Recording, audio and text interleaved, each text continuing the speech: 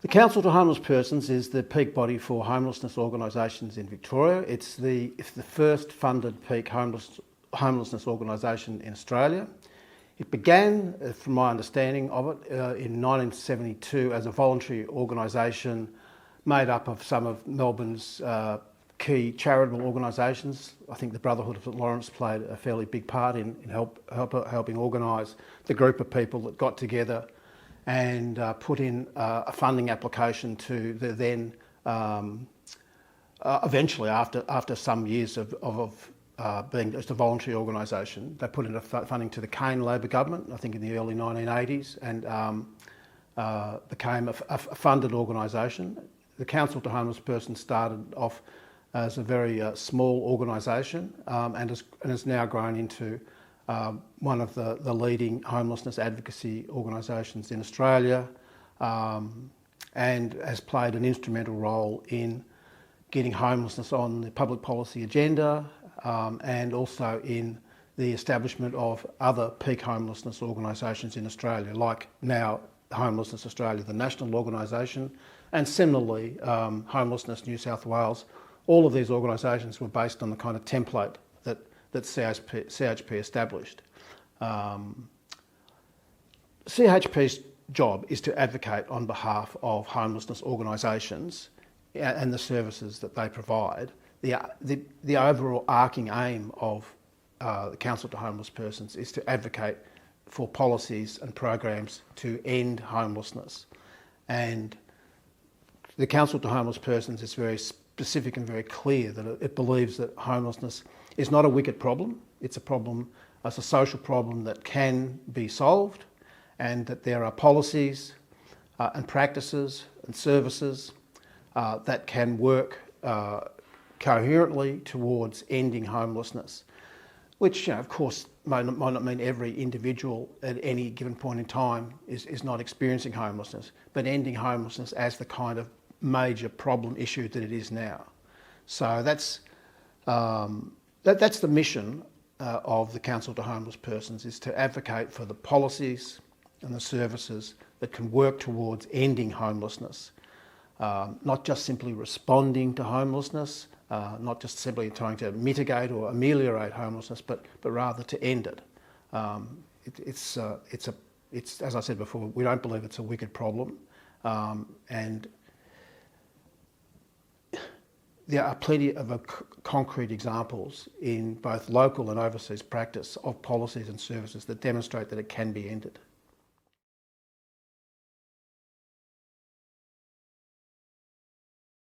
Parity is now the national publication of the Council to Homeless Persons. Parity began as a Victorian supported accommodation and assistance program newsletter. So it started out as a Victorian newsletter for what was known as the SAP services, which basically was the acronym for the homelessness services, which were once again funded by the Hawke government. Or maybe, sorry, I might have been, sorry, I could be wrong, funded by the Whitlam government probably, yeah, Brian Howe, get my history right.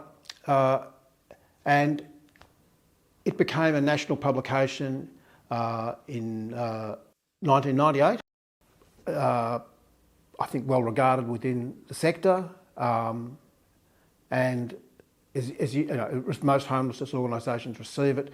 A lot of people working in the sector contribute to it, and it plays a leading role in giving voice to all of those people that would not otherwise have a voice in the public policy discussion around ending homelessness.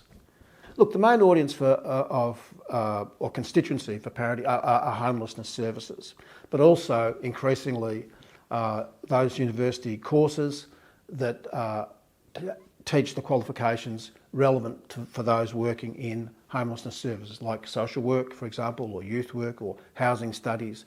But you know, it's now a resource that's used in a lot of courses. And the point about Parity is, in this respect, is that it is self-consciously not an academic journal, and I'm not sort of attempting to undermine it or deprecate it at all.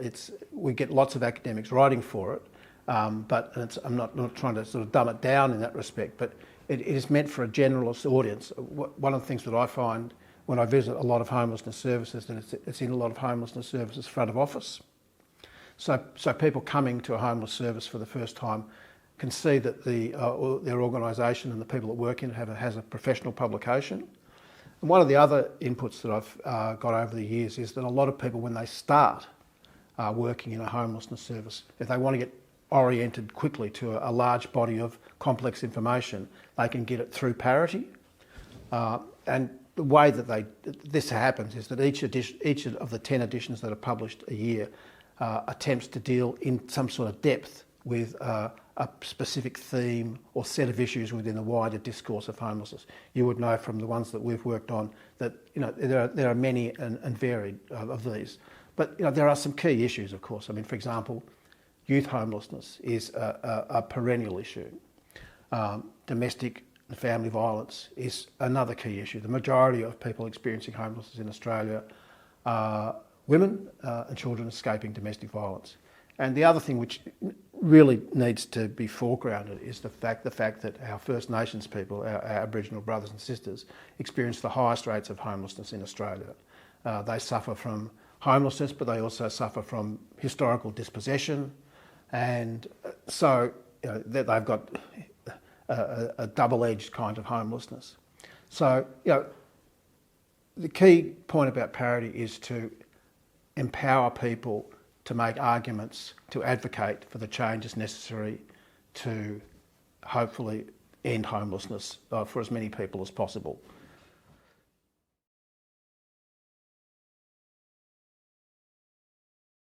This is one of the debates within the discourse of homelessness, but there is, and whether people acknowledge it or accept it, there is what's known as the cultural definition of homelessness, which was developed by Professor Chris Chamberlain and David McKenzie, which divides homelessness into primary, secondary and tertiary homelessness. So the point about that is that a lot of people think of homelessness as simply those people who are rough sleeping. But in actual fact, however visible and awful it is, those people sleeping rough are still the vast minority of people experiencing homelessness. That is, the people are without a home. So a lot of people living in insecure accommodation, a lot of people are paying a disproportionate amount of what little income that they've got in rent, in insecure accommodation. You've got people that's couch surfing, and of course you've got people living like a lot of the Aboriginal population in outback areas and also in peri-urban and urban areas, living in overcrowded. So it doesn't. If a person is homeless, it's not just simply if they haven't got a roof over their head, so we call that rooflessness, but rather they don't have a home, which is secure, sustainable, and which is an environment which encourages personal growth, I guess, or a happy life, however you want to articulate it. I mean, all of the things that we would sort of take for granted that a home does a conceptualisation of a home would indicate.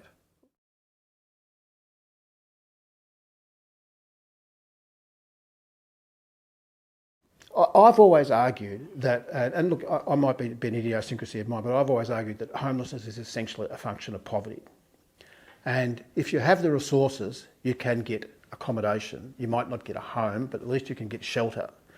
So overwhelmingly, the people experiencing homelessness do not have the resources to get housing or accommodation or shelter and sustain it.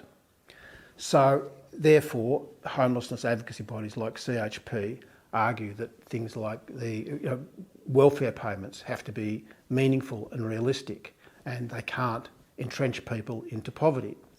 Likewise, there has to be a lot of action in terms of making renting and access to renting affordable. The point is that the majority of people experiencing homelessness are not going to be getting into the property market and bidding for a place in South Yarra or Vaucluse in Sydney. It's just not going to happen.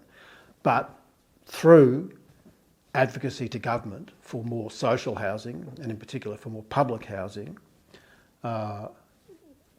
we believe that people can be provided with the tools that they need to have to maintain and sustain a home. And it's part of a suite of social interventions that can end poverty for starters, but not everybody who's poor ends up homeless. Not everybody who's homeless has come from a background of poverty, but there's no doubt about the fact that it is a sufficient condition to become homeless to be poor. The other main group that, of course, is women and children escaping, fleeing domestic violence, and a lot of women come from nominally wealthy backgrounds or secure backgrounds, but because of the situation, the intolerable situation of family and domestic violence, they need to flee. They often go to refuges, and begin a pathway that can be really insecure and problematic, and that fits the definition of homelessness, of being homeless. Young people who also experience family domestic, young people that are in out-of-home care. So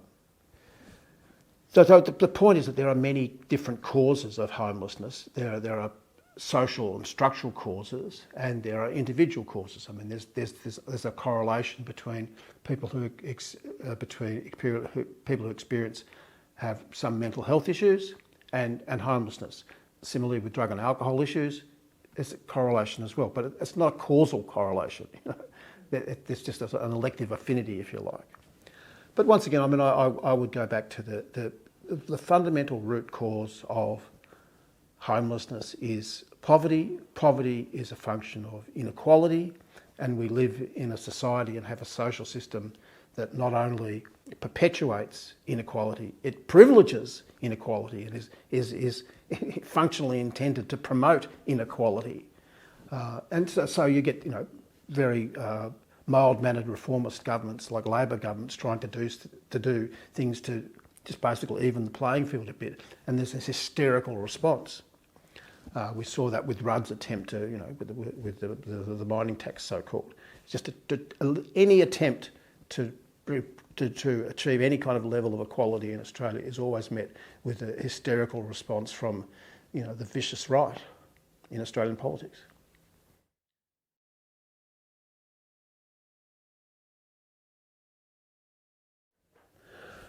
Look, the most obvious one is just lack of access to affordable housing. We have at CHP, we work with Homelessness Australia and with the Everybody's Home campaign to say that there are policies that can be put in place that can make access to housing possible for those with limited means. Call it social housing, call it public housing. The reality is that in Australia, since the Second World War, most governments, including Labor governments, have withdrawn from the provision of public housing. And now, in a lot of ways, in recent times, people in public housing have been stigmatised and thought of as less than. And this is a terrible situation.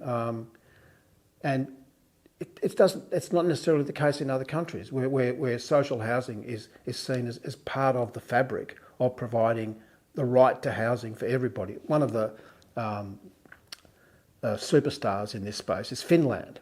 The Finns have made massive investments in social and public housing and hence have the lowest rates of homelessness in the world. And the policy framework they use, and one which the Council to Homeless Persons has adopted and endorses and promulgates as much as possible, is the principle of housing first. That is, that what you do is that the state and society has a responsibility to provide housing for those in need. And if people have individual problems, whether they be mental health problems, drug and alcohol problems, just health problems, psychiatric problems, whatever, then you provide the relevant wraparound services needed to assist them towards some form of independence. And also, most importantly, provide them with the income so they don't have to live in poverty. And they can do normal things like provide decent forms of education for their children. So, once again, I mean, some people have argued that, like most recently, a British politician has argued that homelessness is a lifestyle choice. This, of course, is just nonsense. nobody would voluntarily be homeless unless they perhaps had some weird politics or values. But it's something that we can do something about if the right policy settings are adopted. And the point is that we know what works. It's not as if there's it's a great secret. All of the evidence demonstrates that housing first policies and programs actually work to radically reduce homelessness and also people falling back into homelessness. So it's by no. I keep going back to this notion of a wicked problem. It's by no means a wicked problem. We know the answers, but what we really lack, and it's also a cliche in the discourse around advocacy, is that most governments lack the political will to adopt the policies and provide the resources that are necessary. And it's not rocket surgery,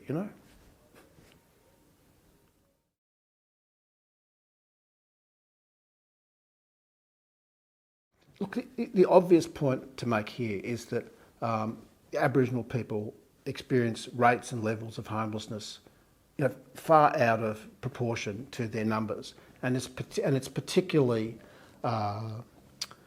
great in those areas that have large Aboriginal populations. The Northern Territory, for example, is one where, whilst homelessness is not synonymous with being Aboriginal, the overwhelming population of people experiencing homelessness in the Northern Territory is Aboriginal. And homelessness in that broad definition that we talked about before, not just simply rooflessness, not just simply rough sleeping, but people not having a stable, secure and affordable home, and with the emphasis on safe, secure and sustainable and affordable. Look, there's no doubt about that. There are people with disabilities who experience homelessness. There are a lot of people living in SRSs, supported residential services, with mental health issues, and there's no other option for them. There's no other form of housing. So that their income is basically devoted to providing shelter and food, and so they don't have that autonomy and choice that people that would have in a home. Of course, I go back again to the disproportionate disadvantage that Aboriginal people experience through historical and structural racism, but also young people, for obvious reasons. If there's a competition for a rental property, the well-endowed professional person will get access to that property rather than a young person. And what I was referring to before is that there's a terrific book by an academic, Juliet Watson, how young women have used sex to get income in order to get housing, to get security. So there's homelessness sex, which is a frightening level to have to descend to in order to get some sort of level of accommodation and security. Survival sex, it's called. Yeah, a terrific book by Juliet Watson. It's worth reading.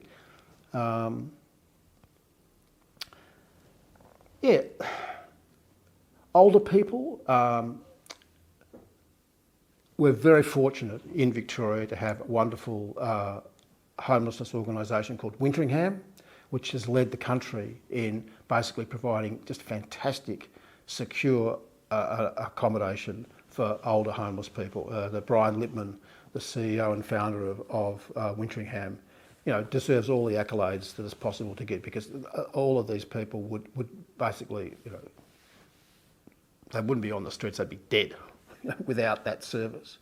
So, I mean, look, wherever there is extreme disadvantage, wherever there is exclusion on whatever basis, wherever there are restrictions in terms of access to resources, you will always find the possibility or the potentiality or the risk of homelessness. I go back to that example of a person who has a major health crisis and loses their job, or a person has a major mental health issue. I mean, it can happen to anybody. And all of a sudden, their world collapses, and the kind of resources that they'd taken for granted in order to keep body and soul together are no longer there. And if family's not there, for example, where do they go? So this is where what CHP argues for is that the society, through the state, through government, has a responsibility to look after the welfare of all of its citizens. And that's our mission at the Council to Homeless Persons, to advocate and represent that whole disparate group of people who do not have the resources, that either sometimes it's inherited generational wealth or conversely it's generational poverty. But whether you call them the dispossessed, the poor, the underprivileged, whatever. I mean,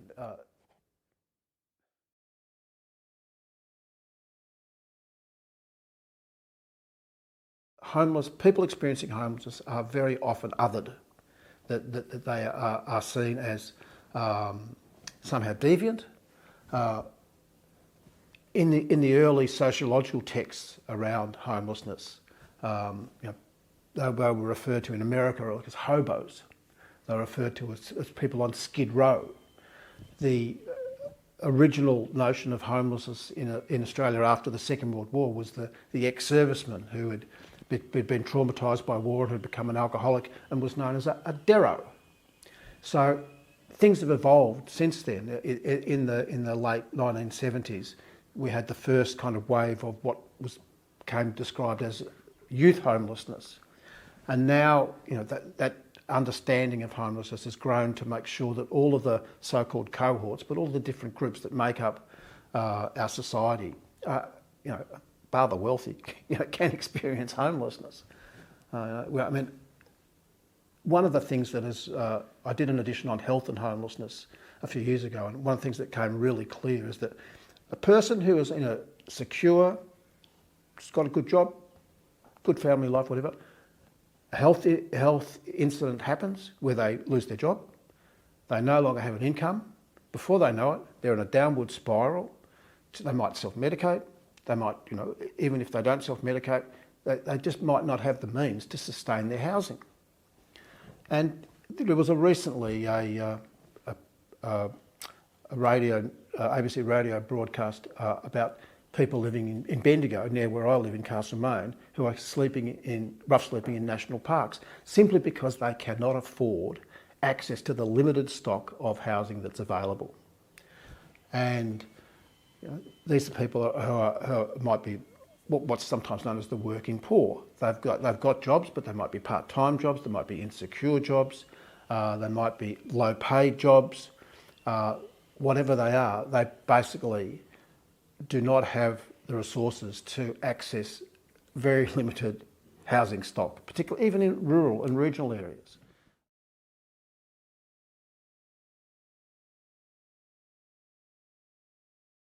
The media does play a role, and you only have to look at the kind of stereotyping that went on around rough sleeping a few years ago in the city of Melbourne. And I think a lot of people equate homelessness with rough sleeping, and that's their image and their conceptualisation of what homelessness is. As we've discussed, homelessness is much more than rough sleeping, although the rough sleeping is the pointy end. So I think that the representations of homelessness, they differ. I mean, the rough sleepers do get really badly stereotyped. There's, on the other hand, not so much. I think it's really fantastic that women and children escaping domestic violence are now being properly recognised as people through no fault of their own becoming homeless. So there have been changes in attitude, and I think the media. But look, I think the important point here is that the media is not one monolithic thing. There are progressive. The Guardian, for example, has really progressive homelessness reporting. Occasionally, The Age does too. Lesser so these days, and of course the Murdoch press will always, demonise the victims of society as much as possible. It's in their DNA to do so.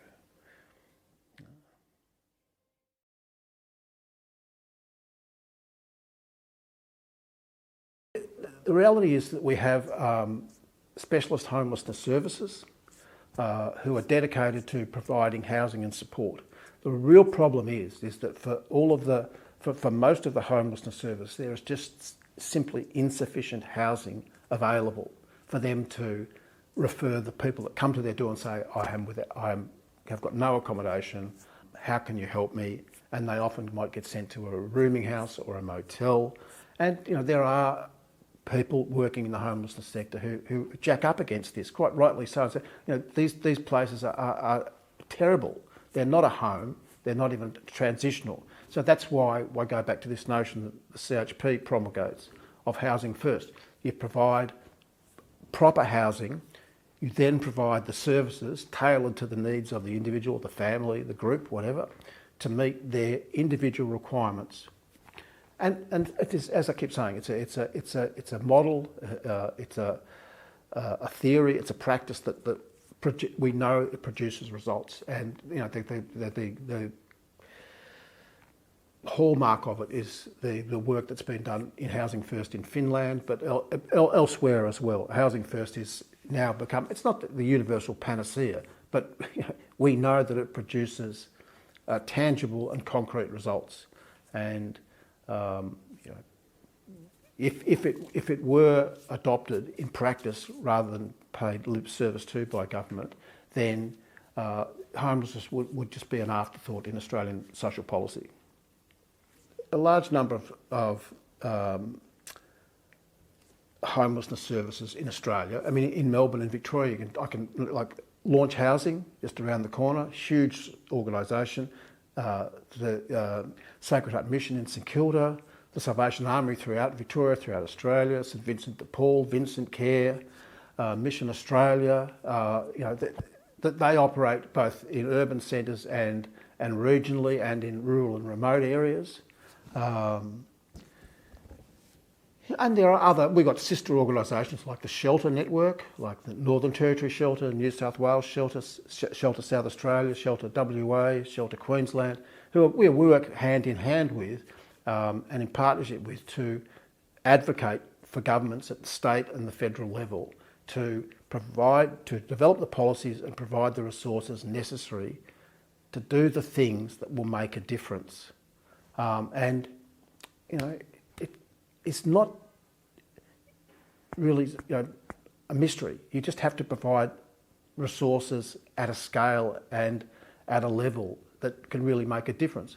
And probably at the very base of it is that the kind of benefit regime in Australia, whether it's pensions or disability pensions or whatever, the whole benefit regime, it needs to be a living wage. You can't consign people to poverty. And if you consign them to poverty, then they are going to be at risk of homelessness. And so the whole disaster becomes self-perpetuating.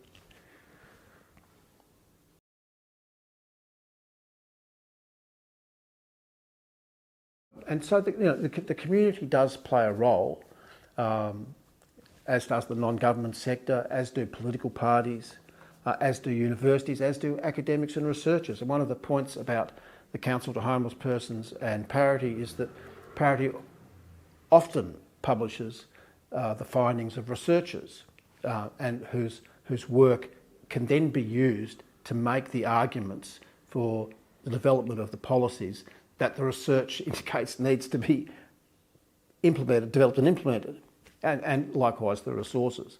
So there is this kind of synergy between the researchers and universities and the academy, if you like, and advocacy bodies and the wider homelessness welfare sector. The Australian Council for Social Services do fantastic research, as do organisations like VCOS. But even at RMIT, I know at least a half a dozen RMIT academics who have done major work in terms of homelessness research, housing research. Swinburne's another example. So there are lots of people working on it, but where the rubber hits the road is where government accepts its responsibility, and it's not, an afterthought or a token. The last major attempt by an Australian government to really tackle homelessness was the Rudd government in 2008 with their Road Home National Homelessness Strategy. I know that the current federal government is working on it, and we've just got to see how that happens. But once again, to really tackle homelessness, government needs to take responsibility. For government to take responsibility, the people need to make sure that those people in government know what they want in terms of ending homelessness, in terms of providing housing, in terms of providing social income levels that are humane and decent. So once again, it's all interconnected.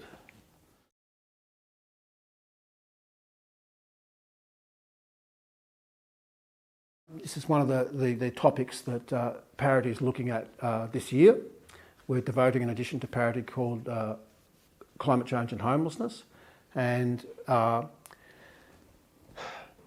climate change will impact on all societies at all levels of society. The point about climate change and homelessness is that the most vulnerable in society will be the most affected. They will be the people with the least resources to adapt, to mitigate. They will be put in the most precarious situations in terms of having to accept housing that doesn't provide the appropriate cooling or the appropriate heat, or that is in areas that are prone to bushfire or flooding or whatever. And of course, then there's the global impacts, which are going to impact on everybody. But once again, the people of Tuvalu have been told that should their nation go underwater, they're welcome here, which is all very nice, but they would rather it didn't happen. And hence we have to do something about it. But apart from making that kind of motherhood statement about everybody will be affected by climate change and the most vulnerable will be affected the most, the obvious point to make is that people sleeping rough are already vulnerable by definition. So if they're in the environment in which they're sleeping rough is even more problematic, more dangerous, they are going to be disproportionately affected. But I think that the kind of social changes that climate change will impose on us may, in certain respects, make certain areas of Australia uninhabitable, or the type of housing that's provided in those broad acre areas in the west, for example, the Trucaninis without any trees, they just become hot heat boxes and just not sustainable. That's the nexus between climate change and homelessness, in the sense that it is inexorable and it's global, and whilst we're all in it together, some people are going to be screwed more than others.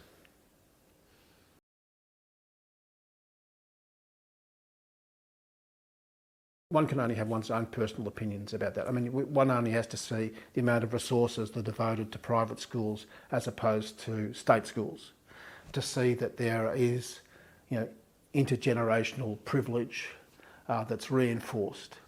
You only have to see the amount of resources that go to, the Scotches and the Wesleys and whatever of this world as compared to the Altona North Primary School. It's just there's inequality exists at all levels.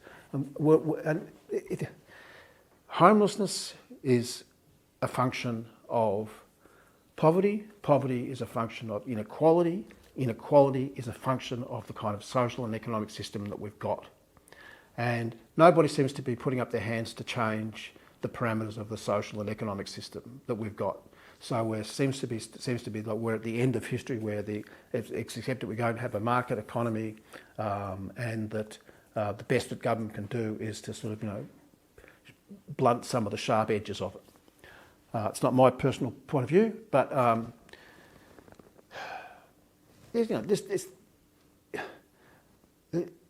I just don't think that there's any justification for the levels of inequality that there is in our society. Just in human terms, why one group of people can inherit millions and another people can inherit access to overcrowded public housing. It just don't seem right somehow.